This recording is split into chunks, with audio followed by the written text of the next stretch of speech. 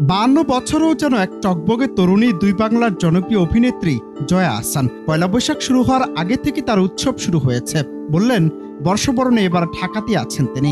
গত কয়েকদিন ধরে নববর্ষ উপলক্ষে জমিয়ে খাওয়া দাওয়ার আয়োজন চলছে তার বাড়িতে। আর সেই আয়োজনে নিজেই রান্না করেছেন সবকিছু। মেনুতে ইলিশ মাছের লেজ ভর্তা, লাল চালের পান্তা, ইলিশ মাছ, শুটকি ভর্তা, নারকেল ভর্তা, আমডাল, আবার হাতে তৈরি রসগোল্লাও আছে। বৈশাখ উদযাপন নিয়ে ভারতীয় একটি সংবাদ মাধ্যমের সঙ্গে কথা বলেছেন জয়া আহসান। সাক্ষাৎকার তিনি বলেন, এবার তিনি কোনো শহরকেন্দ্রিক মেলায় যাবেন না। বিভিন্ন গ্রামাঞ্চলের যেসব মেলা থেকে আমন্ত্রণ এসেছে সেখানে যাওয়ার জন্য চেষ্টা করবেন।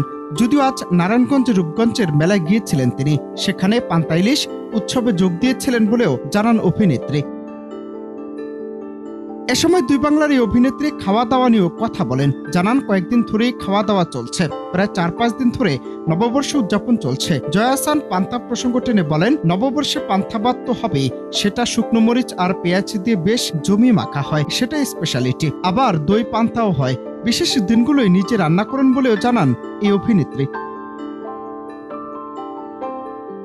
অনন্ত হাসান মাসুদ, বাংলা টিভি।